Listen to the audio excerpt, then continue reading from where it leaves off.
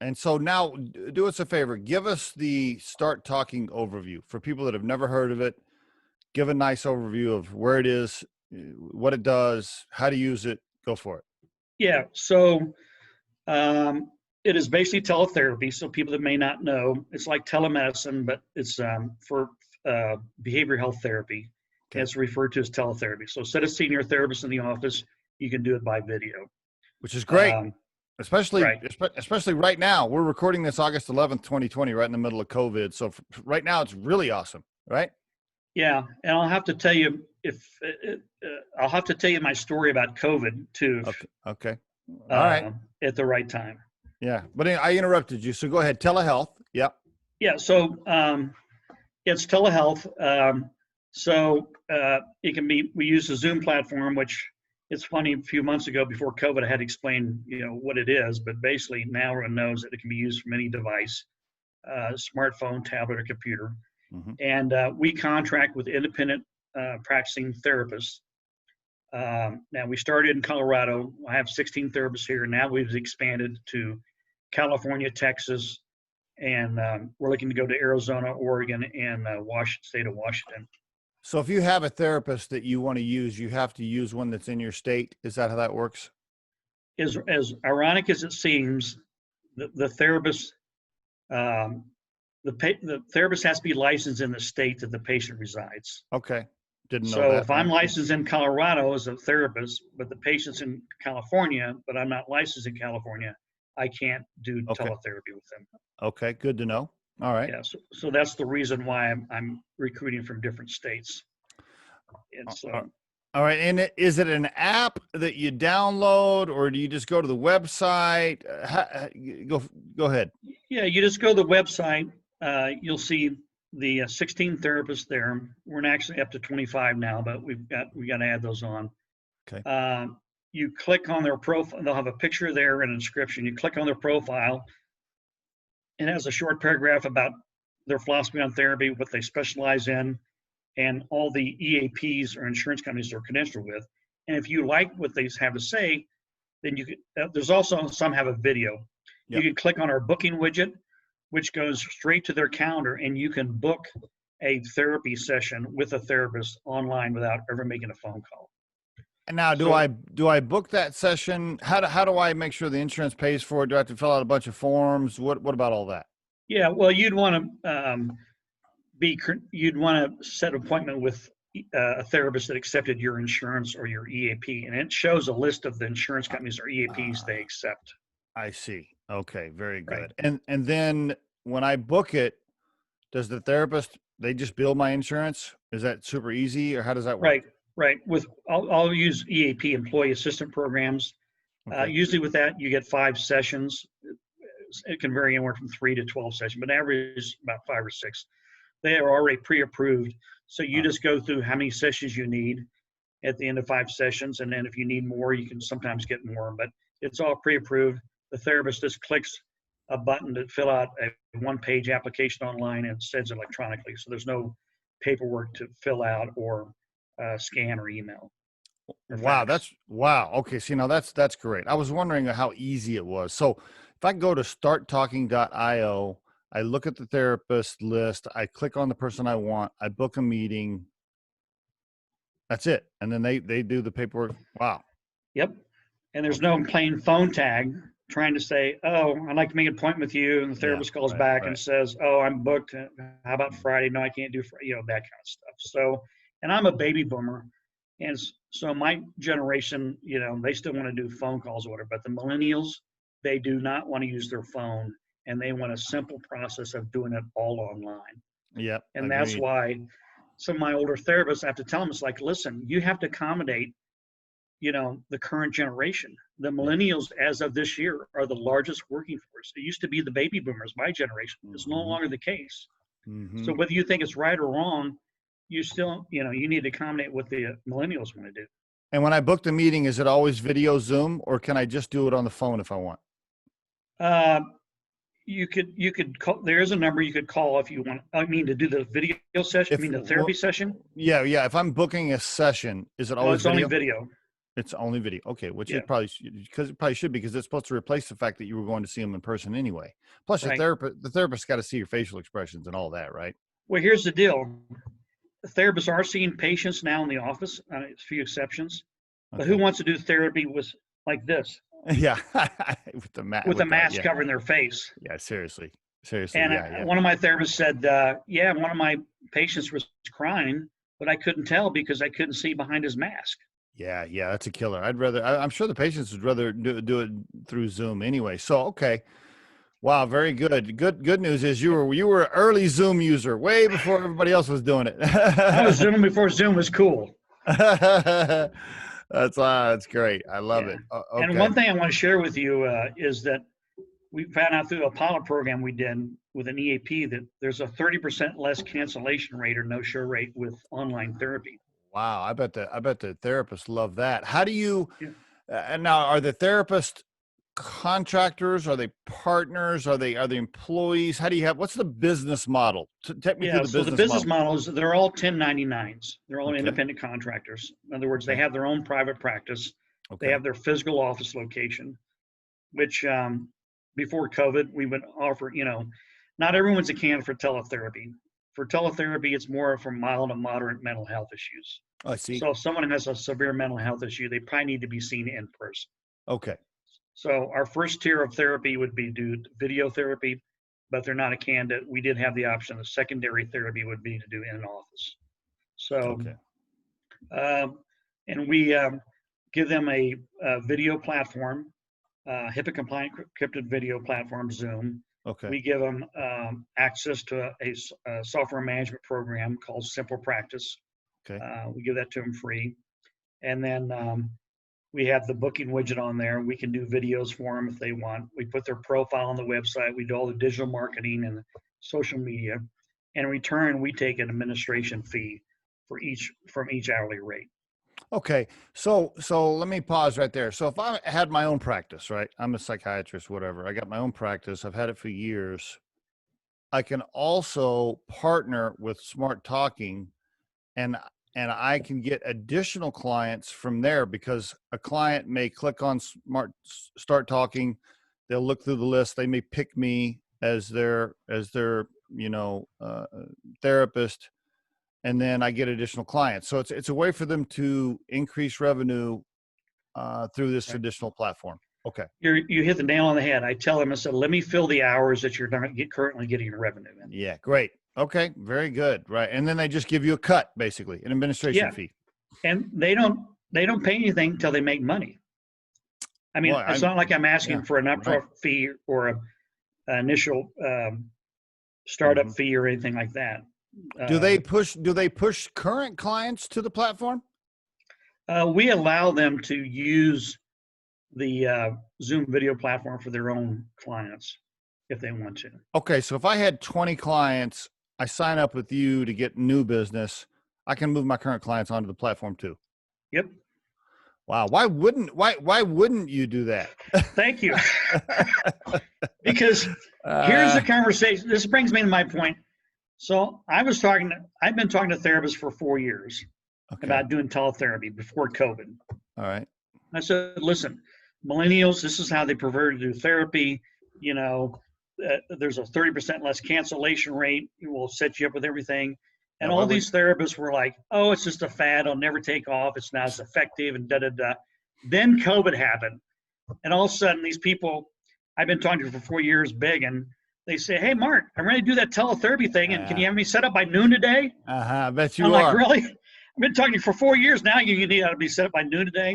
By So the they way, quickly by, became believers.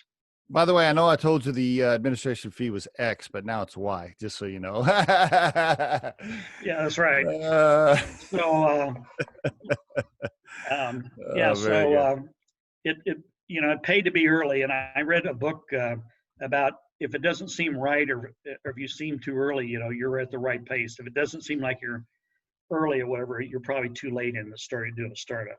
I just watched the TED talk, and I can't remember. I should be plugging it for the person, but I can't remember it. But the guy was identifying the four primary reasons for startup success, and he said it was the funding, the leadership, the timing, and something else. I'll think of it in just a second. Anyway, he was listening to the top four, and he said, surprisingly, the number one reason that they really take off is timing. It's just timing. Yeah. And so perfect timing for you, my friend, with COVID. I mean, Yeah. I feel bad for the COVID situation and what it's done to people, but hey, great for your business. So cool. Well, I feel bad because I don't want to sound like a profiteer. Right. No, I hear you. But still, I mean, hey, good. I mean, it's a blessing in disguise out of all the bad shit that's happening. So, Right. you Right. know, And if I this mean, means that it's either this or they don't get therapy, right. because in Yeah. California, they're not allowed to go in their offices there. So it's either they do video or they don't get therapy at all. Wow. So, that's a dangerous thing. I mean, then Yeah. that starts all kinds of other problems. And Okay. then just to demonstrate my point, who wants to do therapy like this Right. I mean, seriously. Yeah. I mean, I don't. in the office? Yeah. Why wouldn't you use Zoom? So great. Wow. Great. And it doesn't cost the patient any more, whether it's copay or whatever it is, than they would have had to pay. Right. The doctor gets, they're giving you a little cut for the admin fee. So maybe it eats into their, patient margin, so to speak, a little bit, but it's a platform that they can use that drives additional new revenue. I mean, yeah. Yeah. And, like I said, it's better than having zero revenue. In other words, let me fill the hours that you wouldn't normally be, that you don't have any patients scheduled. So you can, yeah. Sorry, go ahead. Yeah, you just continue to see your private patients, and then whatever extra hours you have, let me fill those up with revenue paying patients. Now, okay, so I like it's a very simple model. I think it's great. What protects you from competitors and everything else? How do you battle that? Well, there's not to say that competitors couldn't do this, and I've had that presented to me several times. But here's the deal: when someone comes to me, especially an investor, an angel investor, and says, "Well, what's your IP?" Well, we don't really have any per se. Well, right. What's going to prevent someone like Google to do this? I go, well, you know what? Great minds think alike. I thought, well, how hard is this going to be? You just get a video platform like Zoom, and they're going to be beating my door down. No, it's not the case. There's a lot of things you have to learn. I call it the psychology of selling to psychologists. They're not your typical business people. It takes a lot of work, and there's a lot of issues and bugs to work out. That I figured that out, and it would take them probably 2 years to figure that out on their own. Yeah. So it's not as easy as they think. It never is, right? Everybody, people that haven't tried to start a business or people that haven't tried to build a brand, I mean, they really just have no clue how difficult that is. It is super hard. Well, how big is the company today? I mean, I don't know if you want to share revenue, but maybe how can you give us just maybe I don't know, number of employees, number of patients, however you describe your growth and size. Yeah. So we have 25 therapists on board now. Okay. We do about 100 patients per month. Okay. So if that's 5 sessions, that's what 500 video sessions a month. Okay. Okay. And the doctors the doctors pay a monthly admin fee, or do they pay by session? How do they pay? They pay by session. We take a percentage of their hourly rate. I see. Okay. Okay. Very good. And are you just growing organically, or are you spending lots of money on marketing? How are you growing it? I found out there's a company called this is a plug for Upwork. I got a person from Bangladesh that specializes in digital marketing. And I said, I need a list of 250 people, or a list of 250 therapists in these states. I need it California, Texas, Oregon, whatever. It's $5 an hour. It takes her 10 hours to get a list of 250 therapists. It cost me $50 to get a list of 250 therapists. That is extremely cheap compared to buying a list, which is going to be several $100s, if not maybe in the thousands. So that gave you your list of people to call and pitch to. But how about online marketing? Are you just doing social media, or are you doing pay-per-click? What are you doing? I'm using HubSpot, and we're doing a drip emails. Okay. Where we send out a sequence of emails, 5 emails. I see. Okay. Are you planning on building an app, or you don't think that's needed right now? We're in the process of raising funds now, and if Oh, we get the funds, we're looking to raise $500,000, and if we get the funds, we would do an app and okay, okay. do all that. But right now, it's kind of piecemeal. We're taking third-party applications and creating this platform. Is this what you Uh, would call? Is this what you'd call an angel round, or friends and family, or what are you calling it? it's an angel round. Okay, all right. Is this the first cash you've taken on then? First big cash? Yes, Oh, okay. yes, All right. So you bootstrapped it up to this point. right, right. Is it And we're making now you? Go ahead. we're breaking even. I was just We're okay. making revenue. We're making revenue, but we're breaking even. So we're Is not that is profitable. is that breaking even, including paying yourself, or not including paying yourself? Not paying myself. Okay. All right. So I'm just thinking like an angel investor. I always like to clarify, like define breaking even. Yeah, So all right. So if you were paying yourself, you'd still be at a loss. So all right. So right. do you mind me asking, how are you? I mean, you made a lot of money through your other businesses, and so you've been able to support this thing. Like, how are you? What are you eating, ramen noodles every day, or how are you surviving, my friend? Well, it's interesting because I started this in my late 50s, and I have a financial advisor, and he says, "Well, Mark, at 59 and a half, you can start pulling out some of your 401k." Okay. And that's what I've been doing in the last 4 years. Is just Ooh. yeah, Ooh, right there. Right there's a pause. Everybody take a deep breath. Not paying himself and dipping into his 401k to get this thing going. That's the kind of sacrifice you better be ready to take if you want to be an entrepreneur. yeah. I hope you're not spending your own 401k money and giving away a bunch of equity to other people yet. No, no, I have 100% equity at this point. Very good. Okay, very good. And I'm sure when that first angel just tells you the check that they want to write, you're going to be careful on how much you give away. Right. Yeah, exactly. uh, So I why would still 500? like to own 50% if that's possible. How about 51? Yeah, 51. Yeah, exactly. Why 500K? That's what we're going to hire about 5 more people. All right. We've figured out exactly, I need to duplicate myself. I need someone for business development, Okay. at least one of me, if not more, because I'm doing all that. I need an administrative assistant to handle all these EAP insurance contracts and to do all the contracts with the therapists when we bring them on board. And then I would like to bring on some programmers too, 1 or 2, to kind of develop that app and do some other things like that to make it more sophisticated.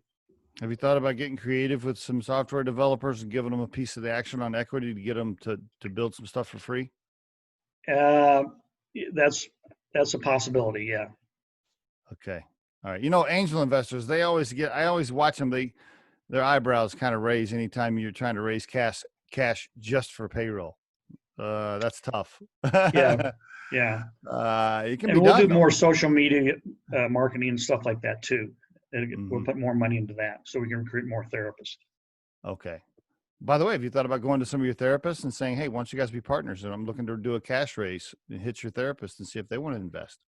Yeah. Well, nothing against therapists, but they're not. What I found out quickly is they're not the greatest business people, and they're great at what they were trained for to do therapists, but they're not the greatest business people, and because of that, they're not the best marketers of their practice, and that's Okay. where we come in. Okay. Now, if I listen, since I'm a business owner, Riderflex, as a recruiting and consulting firm, now that you've been on the podcast, in case I'm getting like depressed or super stressed out, do I get to use the platform for free? The Riderflex podcast features entrepreneurs, business executives, and the stories behind how they got there, as well as daily tips on career advice and job interviews. Our show can be heard just about anywhere these days, but you can visit riderflex.com and click on the podcast page to hear all the previous episodes and learn more about the recruiting and consulting services we provide. Contact us at the email address info@riderflex.com or 888-964-5876. Thanks so much for listening, and if you enjoy our show, please be sure to subscribe to our channel and like the episodes.